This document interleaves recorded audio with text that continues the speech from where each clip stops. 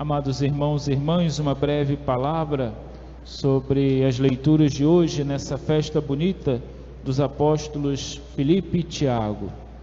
Usamos a cor vermelha porque eles foram mártires.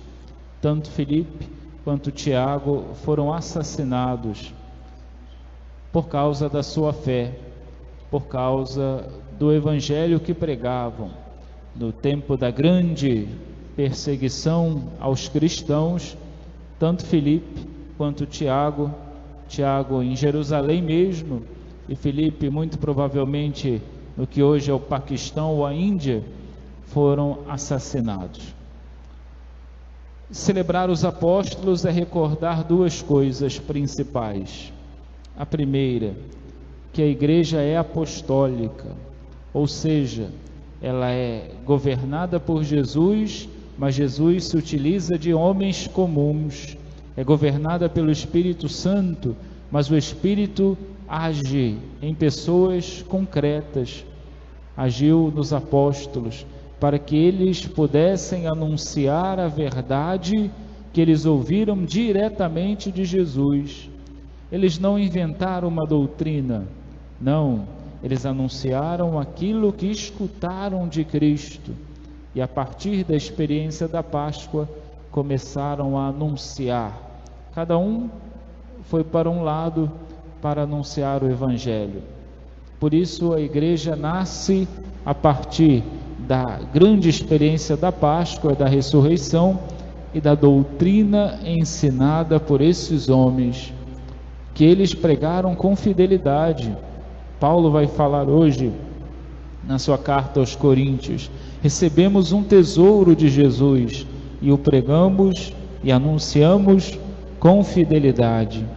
E essa verdade apostólica nos chega até hoje. Graças a Deus que aquela mesma doutrina, aquele mesmo ensinamento que os apóstolos anunciaram, nos chegaram até os dias de hoje, porque quem os substituiu ao longo da história, que foram os bispos, também anunciaram a mesma realidade, a mesma doutrina, com fidelidade. E aí, a segunda realidade que eu gostaria de salientar nesta homilia, que é a comunhão apostólica, a comunhão de fé, que ao longo da história da igreja se manifesta exatamente na pureza da doutrina, dessa doutrina e desse ensinamento que nós ouvimos primeiramente lá no ano 1 depois de Cristo, pelo próprio Senhor. Essa doutrina formulada pelos apóstolos e depois fundamentada pelos teólogos, filósofos, essa mesma doutrina nós escutamos hoje, graças a essa comunhão e essa sucessão ininterrupta de homens de fé que anunciaram para nós a verdade de Jesus.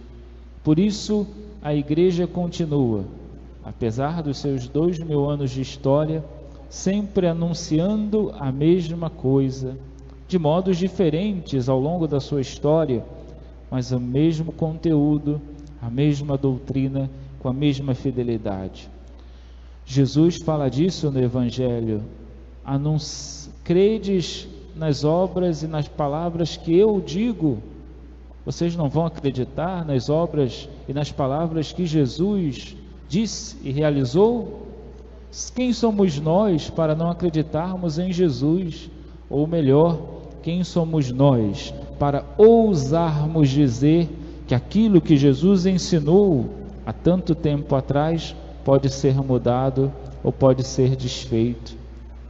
Por isso a igreja permanece fiel a esse ensinamento, porque ela não tem autoridade para mudar nada, nem uma vírgula do que Jesus ensinou.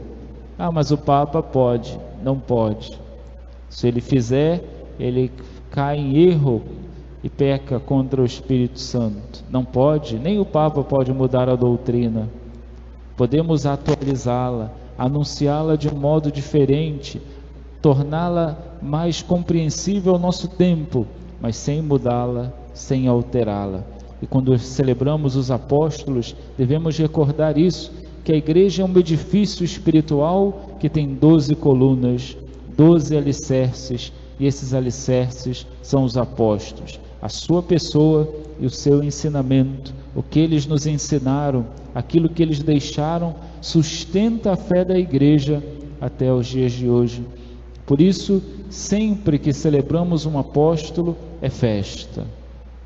Cantamos o glória, entoamos o aleluia solene, porque é festa, porque celebramos um apóstolo, alguém que viveu, escutou de Jesus, e agora nós escutamos a mesma coisa graças à sua fidelidade.